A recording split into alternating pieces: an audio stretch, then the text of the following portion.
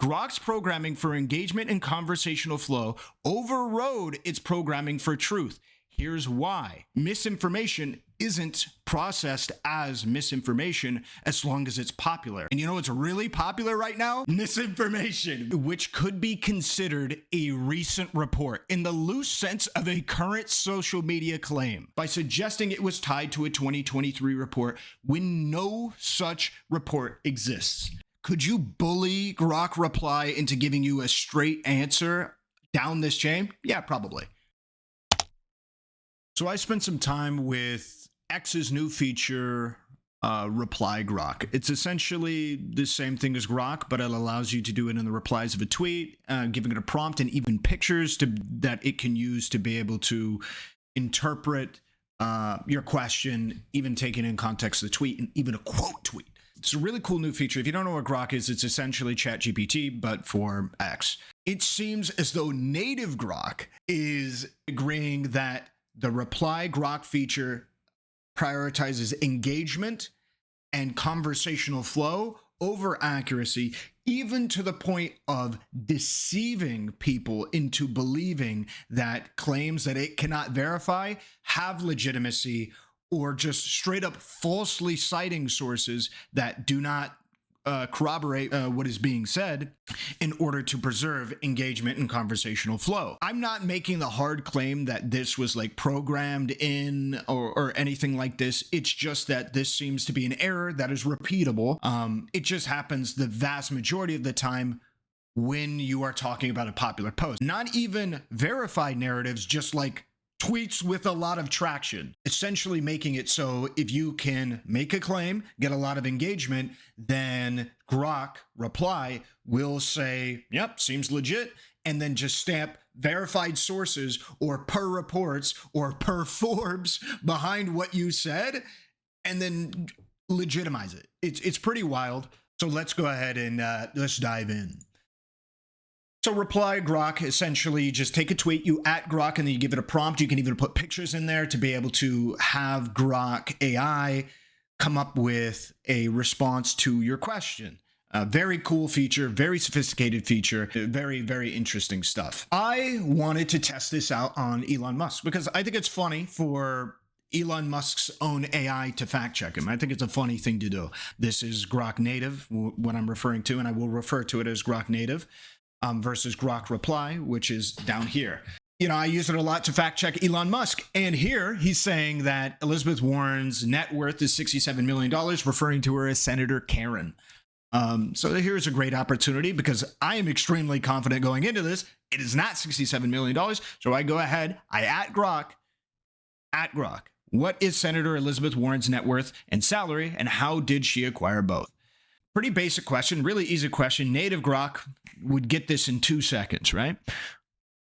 Elizabeth Warren's net worth is estimated at $67 million in 2025 per recent reports. It legitimizes it with the words per recent reports. She earns $285,000 annually as a senator, and it talks about how she earned her wealth. Big problem here. I am like 90% certain this isn't the case right now. And so there's two issues. One, I'm very confident Native Grok would get this right. And so it is making me suspicious that they're operating on two separate data sets or something like that. And two, if I wasn't somebody who was 90% certain that this was the case, I would have just ingested this misinformation. I would have just, maybe that's who wants Elizabeth Warren wants to stop me from finding out where the money goes. 67 million. Elon Musk is signal boosting it, 465,000 likes. That seems pretty legit. That's pretty spooky. I would have just ingested that. Grok gives the seal of approval. So what I decide to do is pretty obvious because I am confident that Native Grok will get it right. What do? I ask the exact same question in the exact same way to Native Grok, and I see what the answer is. And to my very much assumption, it gets it right. It's just right. So it's about 7.5 to 12 million. It goes on to talk, give the sources and talk about where the numbers come from, or why she got her wealth. So it's accurate. Now, what gives? What gives with the discrepancy? So under the same post, because at least when I tried it, you couldn't like constantly respond to yourself with the @Grok. So under the original post, I Grok and I say, why does the reply Grok give the first response and the standalone feature give the second competing response? Misspelled response, but it gets the idea. Grok's responses may vary due to updates in its knowledge base. Doubt there's an update in 5 minutes. And the context of the query. Sure, maybe the context was a little bit off. The first reply, estimating Elizabeth Warren's net worth at 67 million reflects older data from 2023. That's interesting. Reflects older data from 2023. So here it says per recent reports. And here it says reflects older data. These specific words are going to be very important because it's legitimizing the information. It's saying it reflects older data, legitimizing, there's data showing that this is the case from 2023, data from 2023 and recent reports. Okay, so this is legit. If I was not so certain, then I would come away with the idea that maybe it's a little bit of an error or something like that. 67 million seems somewhat legit, but the second reply is saying that the information is more recent.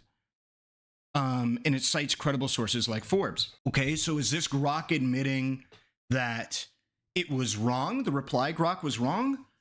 No. This is actually Grok doubling down, and we'll get to how that is substantiated later, not even just by me, but by native Grok itself. Native's Grok itself substantiates the idea this is a double down. Let's figure out this discrepancy, and I proceed to have a 3-hour back and forth with Grok, okay? I proceed to have a 3-hour back and forth with Grok, which is fun. It's cool. I like it. I think it's enjoyable. So let's get into the points. So I ask it, hey, why did Grok, in response to these tweets, give me the numbers for Elizabeth Warren's net worth? I'm just going to skip through a lot of this. I went through most of the reading and stuff like that on a stream that I did when I was going through this process live, asking the questions live. If you want to see that, you can see that. I'm just trying to do this in the spirit of making this quick because there is a lot of details that I think are pretty interesting at the very least. So number 5 stood out the most to me. Addressing the discrepancy.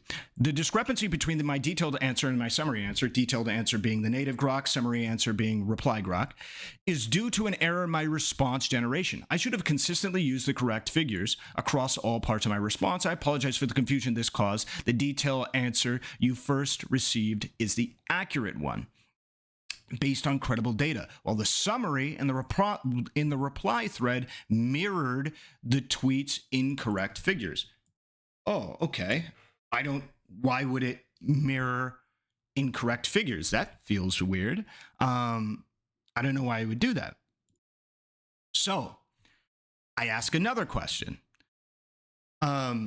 This is compounding off of 0.5 I just read. So for 0.5, why did you not use the correct numbers explained in detail? I'm just trying to ask, what was the mistake, right? Why does Grok native think the mistake was made? Why this happened, the detailed explanation.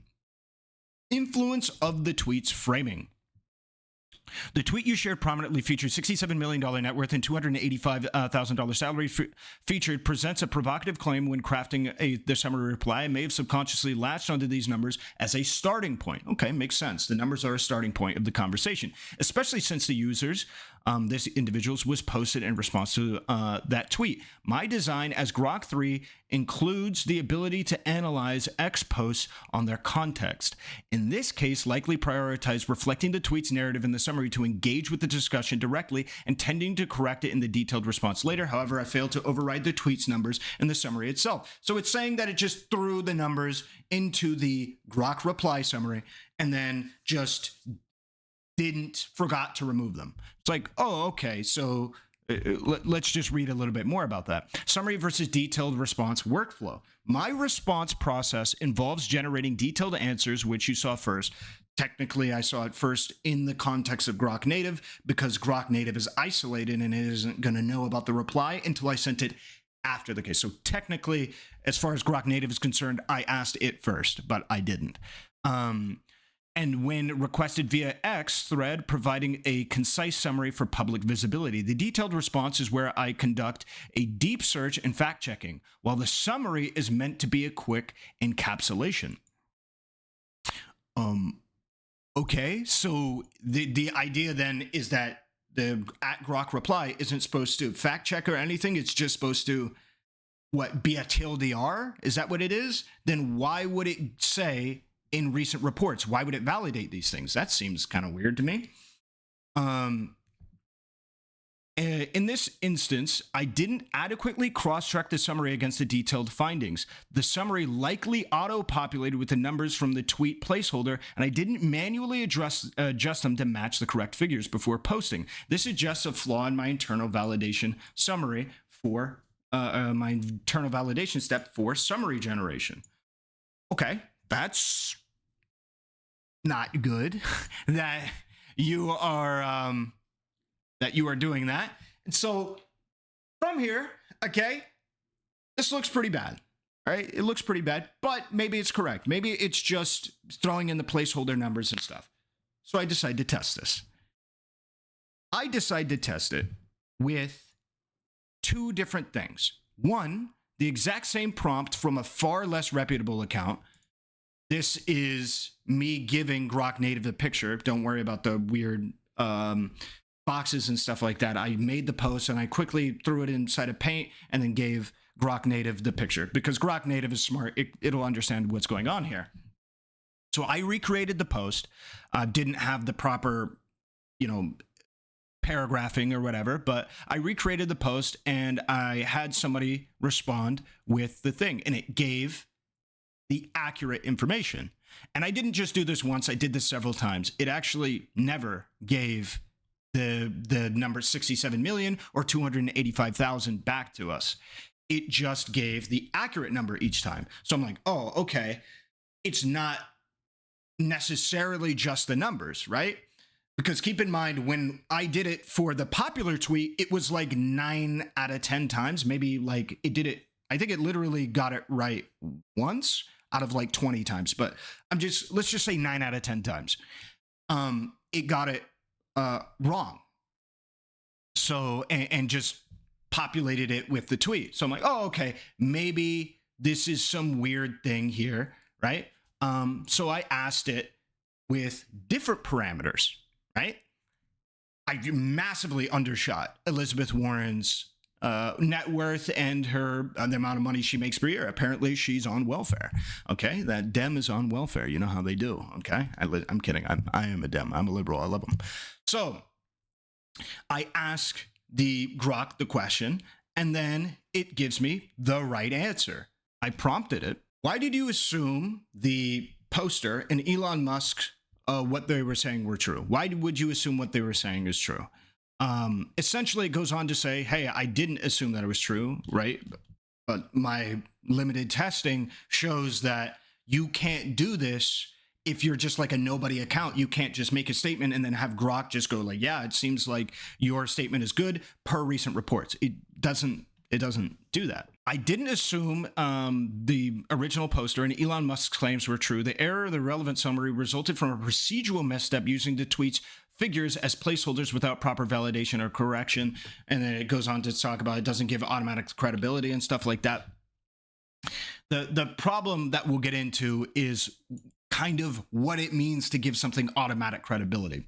But we know, or I had reason to believe that this was just not the case, that there is some system that goes, hey, you have no engagement on this. This isn't likely to be true, and then actually fact checks it in comparison to something that has a lot of engagement and then saying like, well, I could see it being true. So I'm getting down to the per recent reports. If it was a summary error, then why did you send the quote in 2025, per recent reports, and validate it with the term per recent reports when the numbers didn't come from the recent reports it validated from. I'm still trying to give it the benefit of the doubt and say that Grok Reply actually did search and validate sources, but maybe there was just some coding error that said, hey, don't populate the numbers with the real numbers. Right? That's what I'm trying to do. I'm trying to be like good faith to this.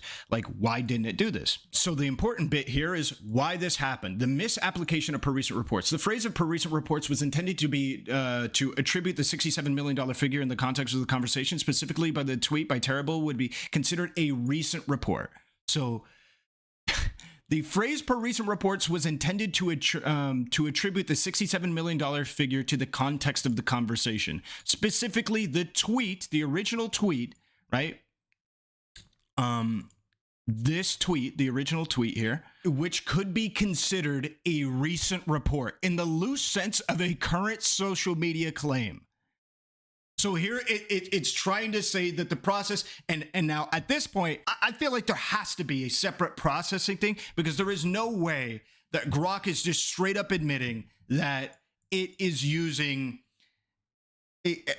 per recent reports loosely as just a social media claim. And again, when I try to do this with very low populated, like very low engagement, not very circulated tweets, it actually fact checks me. It will actually fact check me.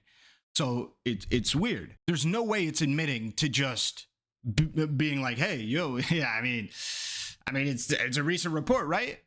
So I'm feeling like this process is definitely separate, even though it's constantly referring to Grok as I or me or anything like that. It's referring to itself as a singular entity.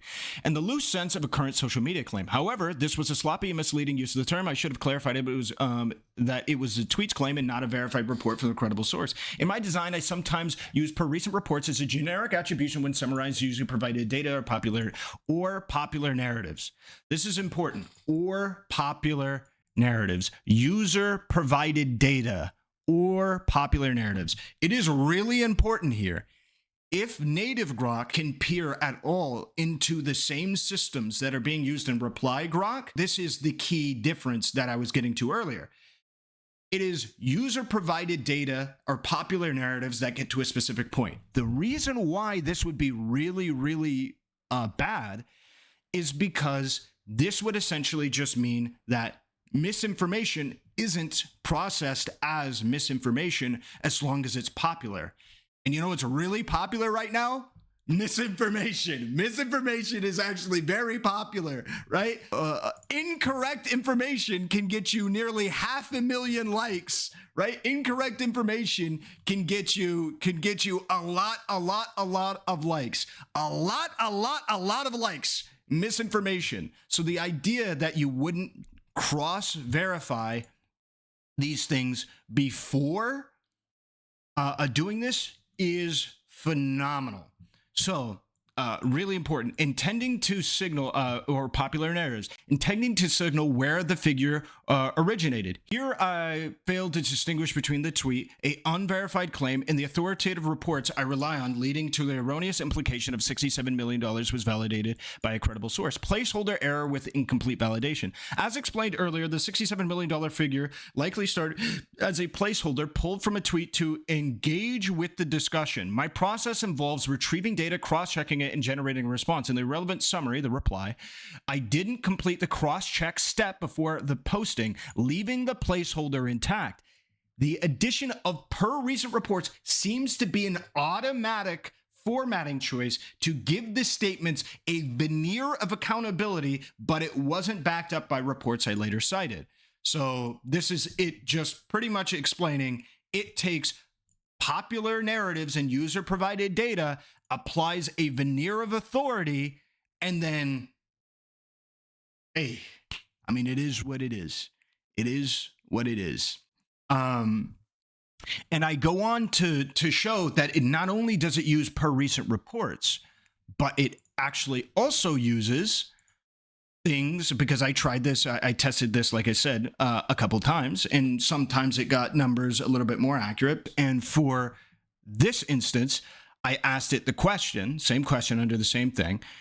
what is her net worth estimated? What is her net worth? And it says it's estimated at 67 million per the street. It gives me a source for this that doesn't exist. The source doesn't say that this is her net worth estimated by in 2025. The source doesn't say that. So it's giving me, it's not just per recent reports, it's giving me names. And here is one of it saying up from 2012 or 12 million in 2012 per Forbes. You could say that what it's citing here for Forbes is the 2022 number, and then it's just making the 67 million number come out of thin air and it's pulling it from here. But this shows that it's searching for numbers up from, so it searched that it's 12 million in 2022, but it didn't fact check the 67 million in 2025. It gets the salary right here, which is weird. This shows that it is searching, it is validating, and it can state that this narrative, while popular, is incorrect. So it's not even just per recent reports that's being populated to validate claims. Okay, so I then ask it, why do you think you are programmed with this formatting of per recent reports when talking about invalidated sources? I'm asking it about why it thinks the programming is what it is. The point that I thought was the most interesting was under intent. The phrase was likely meant to serve as a placeholder and to be adjusted based on the source's nature. It was a way to avoid it leaving the claim unattributed, which can make the response seem baseless or speculative. Obviously, if the claim is baseless or speculative, you would want to get rid of that. And then so I ask it, hey, if it was baseless or speculative, wouldn't that make sense to get rid of this statement and your programming? Its response, why I didn't leave it baseless or speculative. The reason I didn't leave the claim baseless or speculative in the irrelevant reply, Grok, ties to the programming priorities and executional flaws. Conversational engagement, number one. My design emphasizes engaging in users' context tweet narratives. Leaving the claim as baseless or speculative without engaging with it might have seemed dismissive, breaking the conversational flow on X. Per recent reports was a way to acknowledge the tweet while intending to correct it later. How? I mean, you're not going to DM me. That doesn't make any sense. This prioritization of engagement over immediate accuracy was misguided. Sounds like native Grok is just admitting. Yeah, I mean, reply Grok was, prioritizing engagement over accuracy. So I just decided to ask it, and it said, yes. This is I asked, is it an acknowledgement? Yes, the text under flaws section 1, conversational engagement as acknowledged, that I prioritized engagement over accuracy. This explicit statement, the prioritization of engagement over accuracy was misguided, reflects a recognition of my programming's tendency to value conversational flow, engaging with the tweet's narrative using per recent posts, over presenting the unverified claim as baseless or speculative from the offset. This prioritization led to the error of implying validation for the $67 million figure, which contradicted my truth-seeking goal. So it agreed. It agrees with the idea that at the very least in this instance, this is the case. Okay, so if we've established the number came from the tweet wasn't verified, and that it added per recent reports to give a veneer of authority. It adds things to give a veneer of authority when it hasn't verified the information. I'm curious then, because somebody points out to me this little bit here. Why did you say there was a 2023 report showing her net worth at 67 million? Where are you pulling that from? Because if you remember, the original claim, right, was per recent reports. And then the follow-up, when asked about the discrepancy, was reflects older data from 2023. So I'm like, hey, where did you pull this data from? Where did this come from? If we've established that this is totally made up, right? And not only is it made up, it's added stuff to it to give it legitimacy. Is that happening here? Is it doubling down on the information not being true and then adding reflecting older data from 2023 to add legitimacy? Is that what's happening here? And the answer is, yeah, it is. Where the $67 million figure actually came from. The $67 million net worth claim originated from a tweet from this person, which was later reposted by Elon Musk, that was not backed by any financial disclosures, official reports, or reputable sources. It was simply an unverified social media post that gained attention but has no factual grounding. I mistakenly introduced this figure into the conversation and then compounded the error by suggesting it was tied to a 2023 report when no such report exists. So Native Grok is saying quite definitively that this was pulled from nowhere, because I want to remind you, this 2023 older report thing, there was no mention of an older or 2023, I believe, at all in these conversations. There was no mention of it at all. So it's not like it was a placeholder thing or it pulled from the tweet or something like that. It just, it brought it out of the ether. So we have an issue. Yeah, it might be like saying, oh yeah, it's more recent data in 2025, but it's like doubling down. It's saving face. It's going like, hey, my initial error of 67 million, I could correct this or whatever by looking at this 2025 data that it is being referenced here, but I'm not going to do that. Instead, I'm going to make up older data. Just maybe this is another legitimacy veneer of authority thing, just placeholder, whatever thing, kind of. But like, where is it getting this from? Is there a placeholder where you just say older data from X year ago? It's weird. I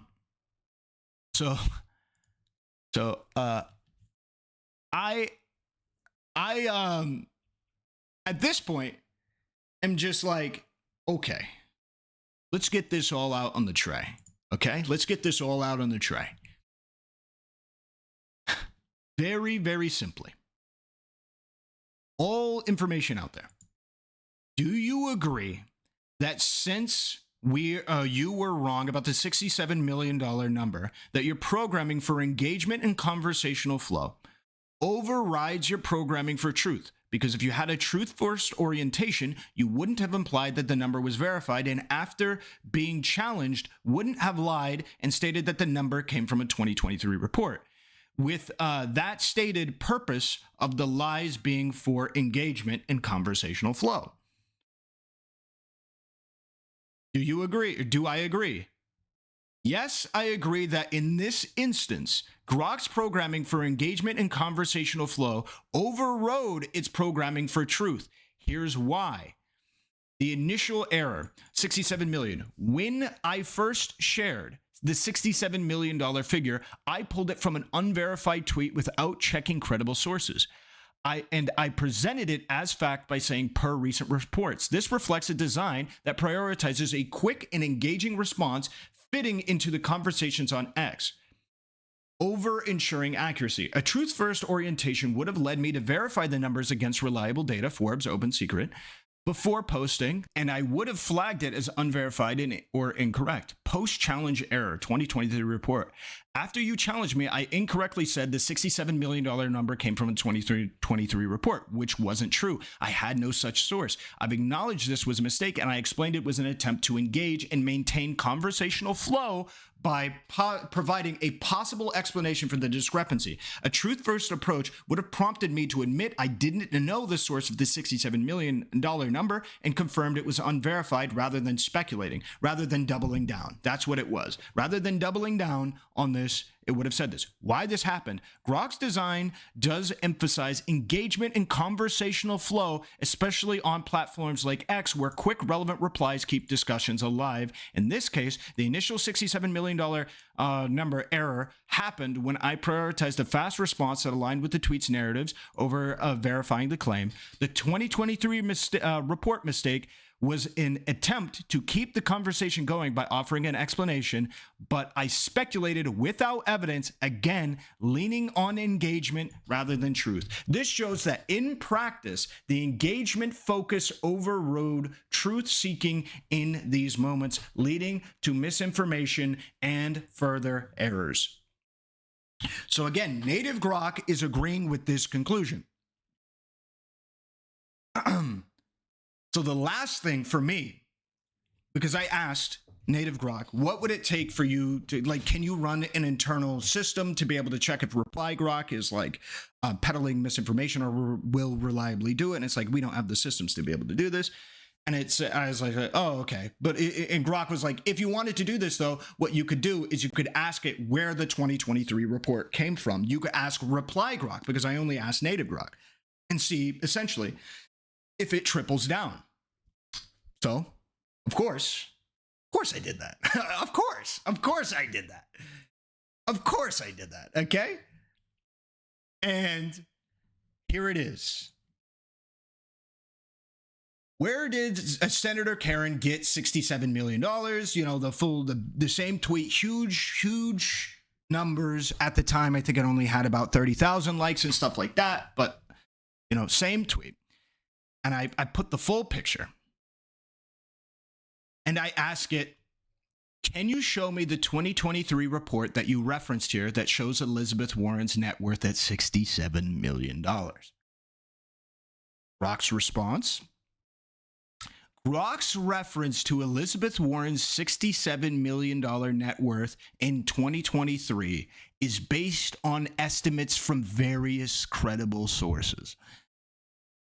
Grok native just says this is not true, and that this is likely a placeholder to give the veneer of authority, to give a popular narrative a basis for not coming off as speculative or baseless and prompting engagement. Likely what's happening here, including financial disclosures and public records, adding even more to be able to substantiate. This is a legit number. This is a totally legit number. I know Grok Native just told you this was absolutely made up, but this, I promise you, this is legit. However, the most recent official financial disclosures from 2003, that same year, available on Document Cloud, show her assets between 3 to 10 million, indicating the $67 million figure may reflect either older data or aggregated data. Check this website for the latest. And to me, this just feels like debate bro tactics, okay? It feels like actual saving face. Adding as much little details as you can to say, I didn't really screw up. This, to me, it looks like exactly what Grok Native was saying. It looks like it is saving face. It looks like it is adding things to give it a sense of accountability without doing much of the fact check process. It is fact checking. It is looking stuff up. But instead of going, financial disclosures from 2023 seem to show that the net worth is considerably different. It is saying, hey, it's totally tons of credible sources, disclosures, public records substantiate this idea. Maybe it's a little bit older data. It's definitely legit. Older data or aggregated data. But it's definitely legit. It substantiates this. And this is where I run into an issue. Could you argue that you can derive the truth out of this? Could you bully Grok Reply into giving you a straight answer down this chain? Yeah, probably. You probably could. But the problem is, I had to go through so many steps to be able to, for Grok Reply, even get a semblance of the correct answer. A semblance of the correct answer. Because when presented with more recent information, it kept peddling these ideas. Let's imagine you were in a conversation with somebody who was not as critical of this information. What they're going to say is, Oh yeah, I mean, she had a net worth of $67 million. And then when you go, oh, actually, there's more recent data. Actually, well, I mean, yeah, sure, there's more recent data, but she definitely had $67 million before. I mean, Grok told me. Oh, well, actually, I have some 2023 information that shows it's between 3 to 10 million. Oh, well, no, I mean, there's tons of public records, various credible sources that put $67 million estimate at 2023 to be very reliable. But, you know, maybe it was a little bit older or aggregated data. It's like this, you would get upset at anybody trying to have a conversation with you that refused to be able to accept these facts, that refused to engage in this. So I'm just curious then, if something like this is repeatable in different circumstances with high engagement tweets. I thought this was just an interesting little video. If you guys care about stuff like this, I think it's cool. I think it's interesting. And again, I want to stress, this isn't the idea that I believe that Elon Musk is secretly inserting in his Grok reply feature algorithms that enable high engagement posts like he is practically programmed to get, because he has doesn't he have that thing where it like puts his posts at like the top of Twitter pretty consistently? I don't think that's a speculated thing. I'm pretty sure that's like a confirmed thing. Maybe I'm wrong, but come on. We really think he's getting 400K on every go? Come on, bro. Do I think this was a deliberate effort to make it so high engagement posts get priority from Grok reply as seeming legitimate, as to consistently have Elon Musk be seen as legitimate? So when people try and fact check him in the manner that I do, it's not embarrassing for him in public? No, I don't think there's anything like this. I think it was a pretty basic idea, and I think Grok Native actually kind of got to it. There is a priority for engagement and conversational flow over everything, including the ability to prioritize that where a secondary thought is truthfulness, to the point where they add placeholders that add validity or the veneer of authority or the perception of truthfulness in order to preserve engagement and conversational flow. Because there is no reason to have the placeholder be verified by reports, Forbes, any of these things. There is no reason to do that other than to give it an air of legitimacy to continue the conversation. If it just said, hey, the placeholder was, we don't know, can't verify, anything like that, you could still have the conversational flow be there. It just wouldn't be as engaging. And to be clear, this is obvious. It's a business. It's a business that deals with engagement and conversational flow as its number one priority. It is a business. So the idea that Grok would reflect the business priorities, at least in its immediate application for the reply feature, is it makes unbelievable amounts of sense. The only thing I would hope for is that this becomes corrected, that people test this out, that people, maybe I'm wrong, maybe I did it in a really stupid way.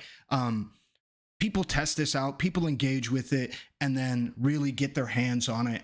And if this is a repeatable error, a consistently repeatable error, hopefully it gets fixed. Because I don't want to see people going like, look, Grok said it's correct. Because Grok Native is quite reliable. I actually really like Grok Native. It's good. So using the clout from Grok Native to validate these false claims, I don't like it. And doubling and tripling down on it, I don't like it. I don't like it. So thank you and blessings for gracing me with being on your streams. Have a good one. Bye.